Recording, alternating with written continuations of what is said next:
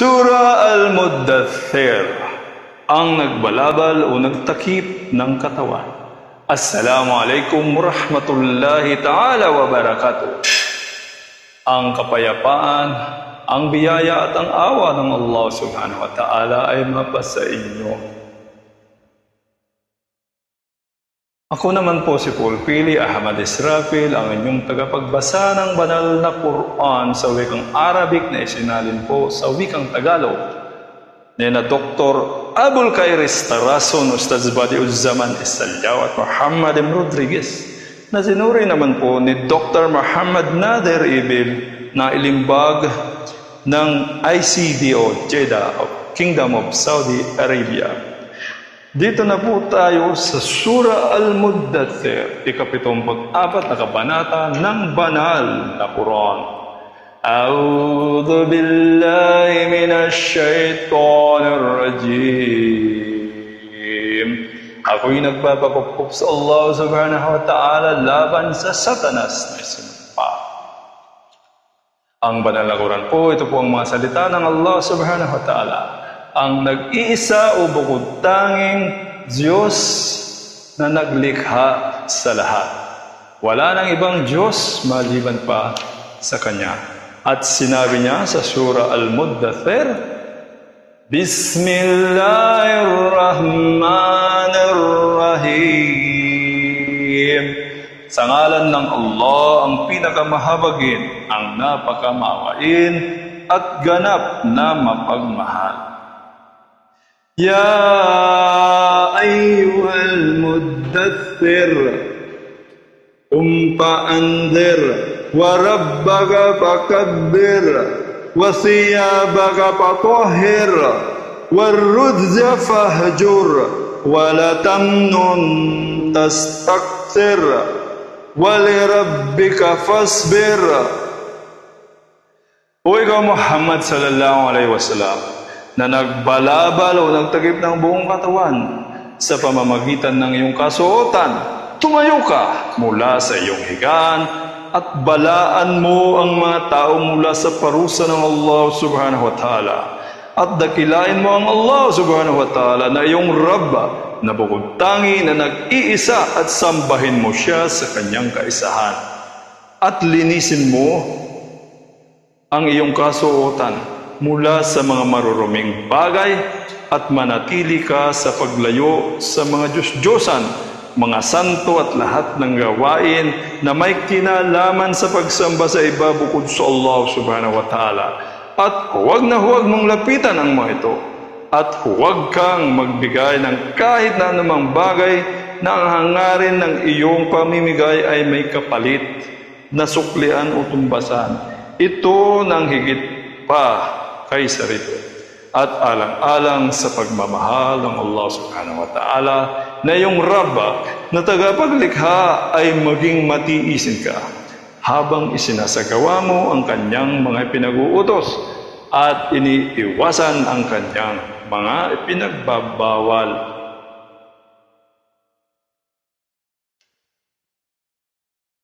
Fadhalika yawmaidin yawmun nasir, alal kafirina ghairu yasir.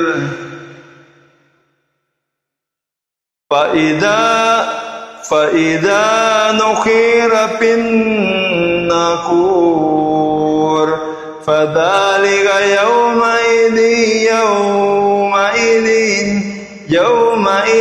yawmun asir, alal kafirina ghairu yasir. At kapag hinipan ng mga trumpeta sa ikalawang pag-ihip nito, upang buhayin at palabasin ang mga namatay mula sa kanilang mga libingan, walang pag-aalinlangang napakatindi ang hirap na mararanasan sa araw na ito ng mga walang pananampalataya, at malayo sa pagiging madali na inaakalang mawawala sila kaagad sa anuman na kanilang kinaroroonang napakahirap na kalagayan, at matatapos kaagad sa pakikipagkwenta sa kanilang mga gawain at sa iba pang mga kagimbal-gimbal na mga pangyayari. Dharni wa man khalaqtu wahida waj'altu lahu malan mamduda wa banina shuhuda wa mahattu lahu tamhida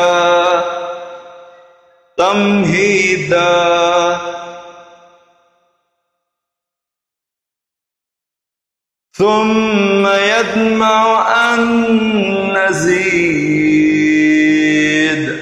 kalla innahu kana li ayatina anida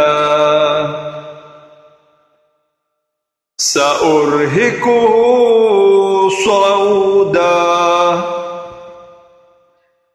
Hayaan mo na ako, Muhammad sallallahu alaihi wasallam. Ako at siya na nilikha ko sa sinapupunan ng kanyang ina na nag-iisa na wala siyang anumang yaman ni anak sa kanyang tabi noon. At pagkatapos ay pinagkalooban ko siya ng banayad at marangyang pamumuhay para sa kanya at mga anak na naging kasakasama niya kahit saan man siya naroroon sa Makkah, na ang mga ito ay hindi humihiwalay sa kanya. At ginawa kong madali para sa kanya ang daan ng pamumuhay. Pagkatapos ng lahat ng ito, ay naghahangad pa rin siya na dagdagan ko ang kanyang yaman at anak. Gayong katiyakang hindi naman siya naniniwala sa akin.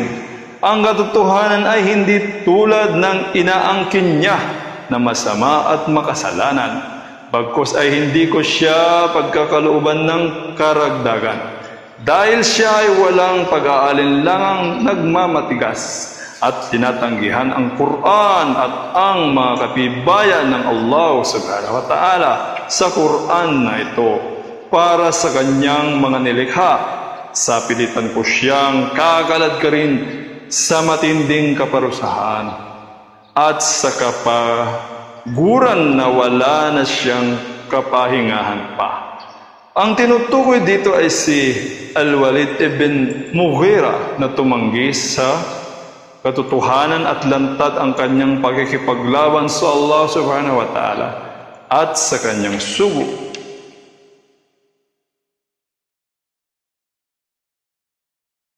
Innahu fakkara wa qaddar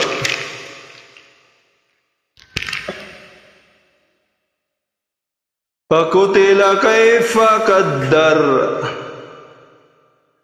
thumma kutila kaifa qaddar thumma nadhar thumma abasa wa basar ثم أدبر واستكبر فقال إن هذا إلا سحر يؤثر إن هذا إلا قول البشر.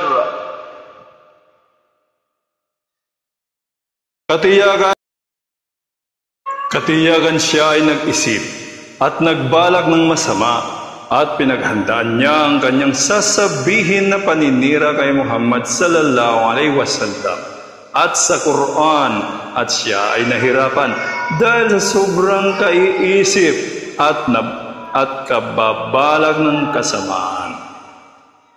At napigana din at nadaig ang kanyang kaisipan na kung kaya sa ganitong kadahilanan ay karapat dapat siya sa pagkawasak sa makatuwid.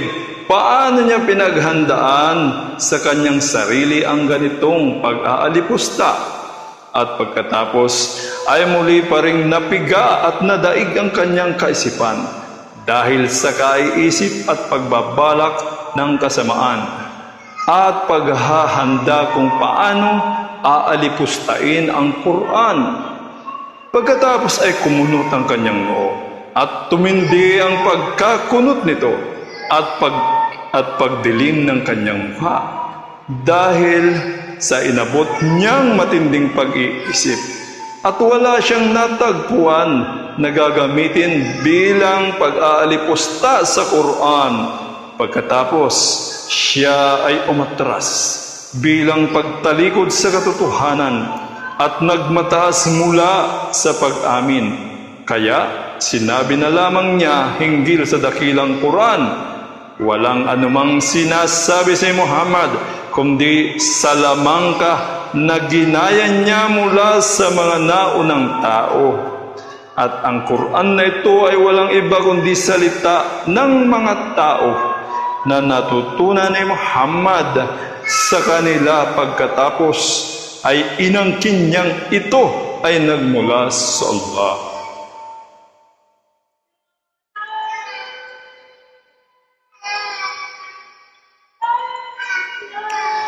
Sa uslihi saqara wa ma adraka ma saqara la tubqi wa la nadhar lawatul lil bashar alayha tis'ata ashar. Walang pag-aalinlangan, ipapasok ko siya sa sakor, impyerno, upang siya ay masunog sa pamamagitan ng init at apoy nito.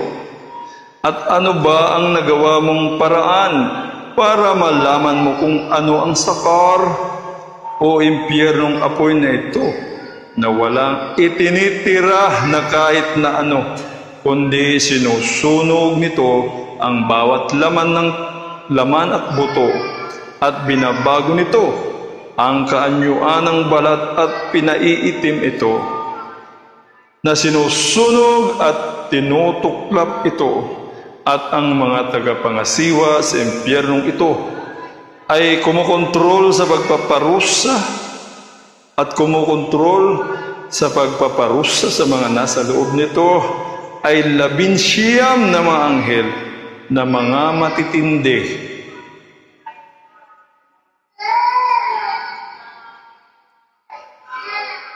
Wa ma ja'alna ashaban nari illa malaikatan wa ma ja'alna iddatahum illa fitnatan lilladhina kafaru liyastayqiya alladhina utul kitaba wa yazdada alladhina amanu imanan wa la yartaba alladhina utul kitaba والمؤمنون وليقول الذين في قلوبهم مرض والكافرون ماذا أراد الله بهذا مثلا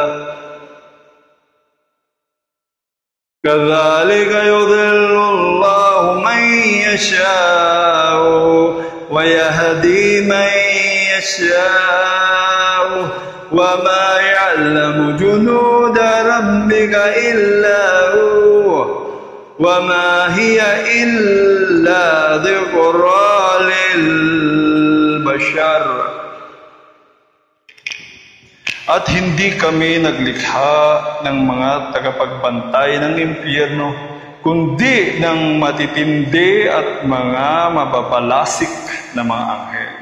At hindi namin ginawa ang ganitong hustong bilang kundi upang subukin ang mga di naniniwala sa Allah subhanahu wa ta'ala.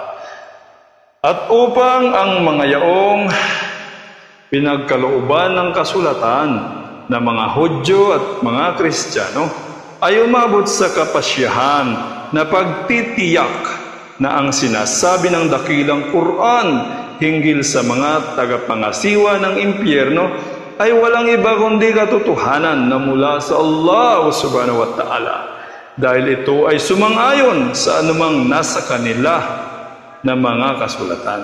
At mas lalong titibay at madaragdagan ang mga mananampalataya sa kanilang paniniwala sa Allah subhanahu wa ta'ala at sa kanyang sugo at pagsasagawa ng kanyang batas, at upang walang maiwan na anumang pag-aalinlangan sa mga yaong pinagkaluban ng kasulatan ng mga Hudyo at mga Kristiyano, at gayon din sa mga mananampalataya na naniniwala sa Allah at sa kanyang sugo, at upang masabi ng mga yaong may pagkukunwari sa kanilang mga puso at mga walang pananampalataya, ano ba ang layunin ng Allah sa ganitong kamanghamanghang bilang at sa ganito na pagkabanggit na bilang ay inililigaw ng Allah subhanahu wa ta'ala ang sinumang nais niyang iligaw, at ginagabayan niya ang sinumang nais niyang gabayan, at walang nakaalam ng bilang ng mga anghel ng iyong Rab na tagapaglikha na kanyang nilikha, kundi siya lamang, ang Allah subhanahu wa ta'ala na bukod tangi, at ang impyernong apoy ay walang iba kundi bilang paalala at pagpapayo sa sangkatauhan.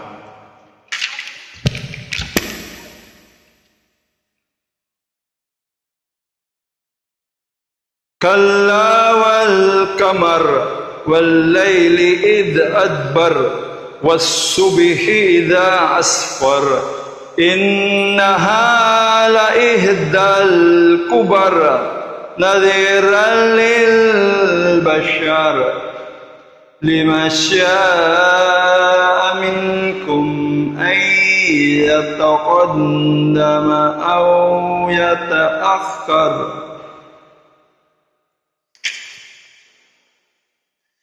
Ang katotohanan ay hindi yaong tulad ng nabanggit na pagtanggi sa anumang daladala ng suko. Sumumpa ang Allah subhanahu wa ta'ala sa pamamagitan ng buwan at sa gabi kapag ito ay naglaho, at sa umaga kapag ito ay lumiwanag na.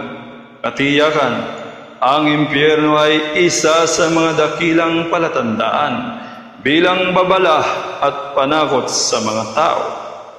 Sa sinumang nagnais mula sa inyo na mapalapit sa kanyang Rab na tagapaglikha sa pamamagitan ng pagsagawa ng mga ipinag-uutos, o di kaya ay manatili sa pagtanggi sa pamamagitan ng pagsagawa ng mga ipinagbabawal. Kullu nafsin bima kasabat rahinat illa ashabal yamin fi jannati yatasaalun 'anil mujrimin ما سلككم في سقر قالوا لم نك من المصلين ولم نك نطعم المسكين وكنا نخوض مع الخائضين وكنا نكذب بيوم الدين atana al-yakin.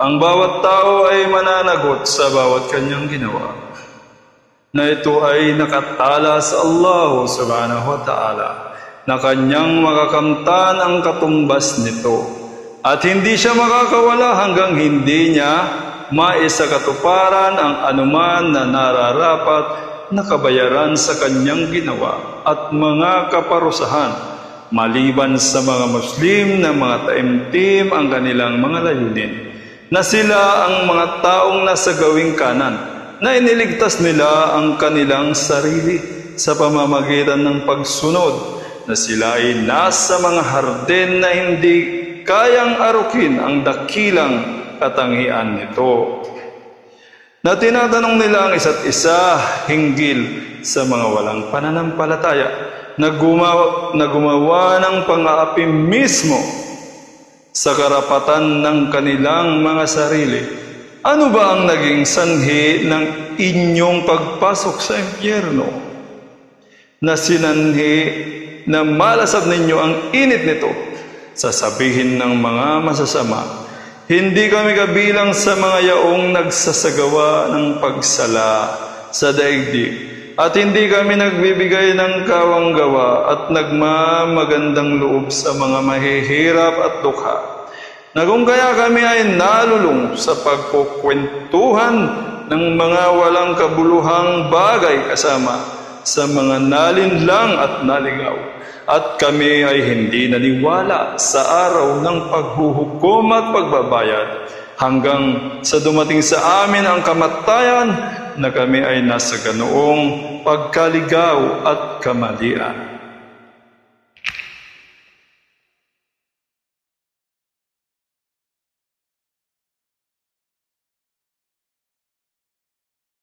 فَمَا تَنْفَعُهُمْ شَفَاعَةُ الشَّافِعِينَ.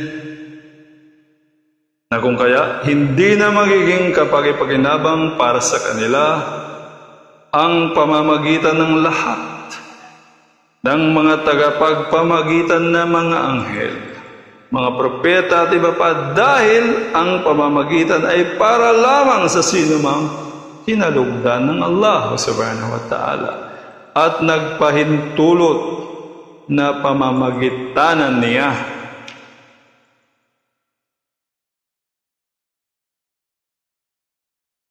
فَمَا لَهُمْ عَنِ التَّذْكِرَةِ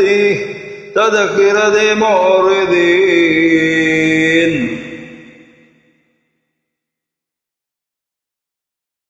كَأَنَّهُمْ حُمُرٌ مُسْتَنفِرَةٌ فَرَّتْ مِنْ قَسْوَرَةٍ.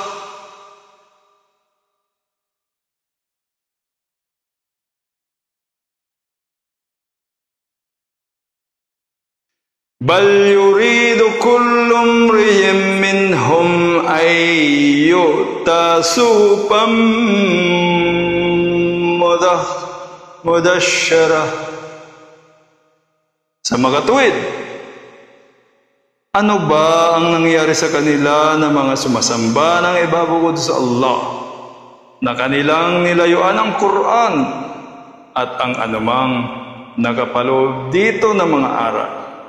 Ang mga tulad nila ay parang maiilap na mga asno na matindi sa pagiging mailap nito, na tumakas mula sa mga ngaso o sa leyon o sa mabangis na hayop na lumalapa ng mga laman.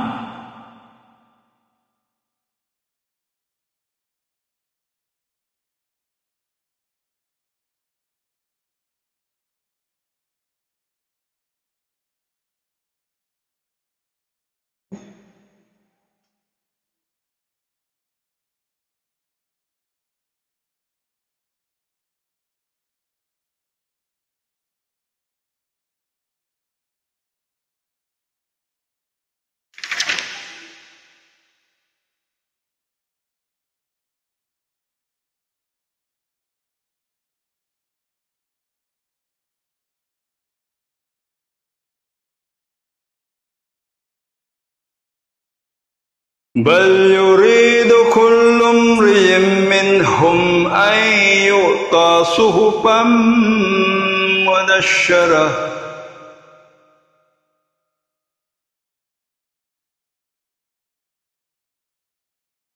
كَلَّا بَل لَّا يَخَافُونَ akhirah. Kalla bal la yakafuna al-akhirah.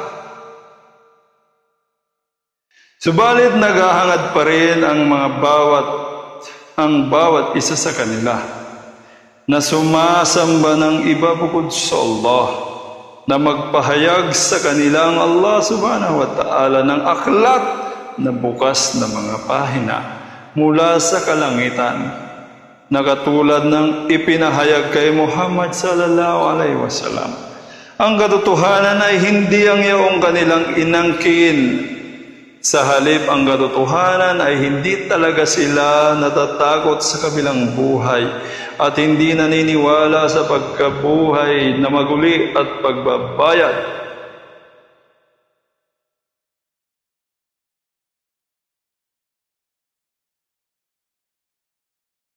Kalla innahu tadhkirah fama syaa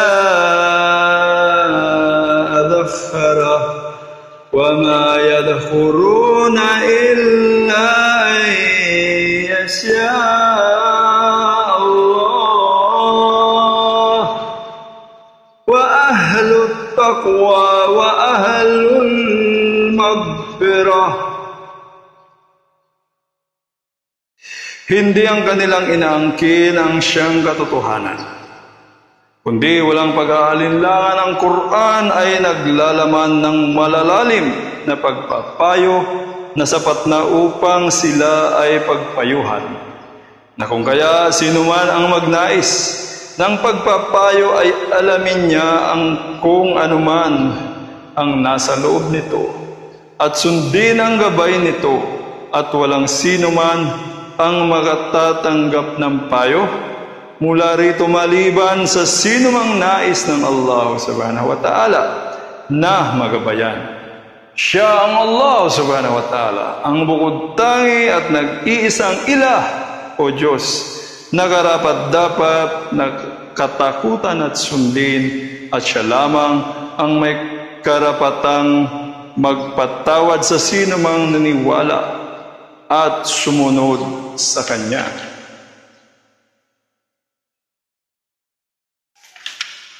At dito po natatapos ang ating pagbabasa ng banal na Quran ng Surah Al-Muddathir, 74 na kabanata ng banal na Quran. Assalamualaikum warahmatullahi ta'ala wabarakatuh. Sumayin niyo po ang kapayapaan, ang biyaya at ang habag ng Allah subhanahu wa ta'ala. Kabayan,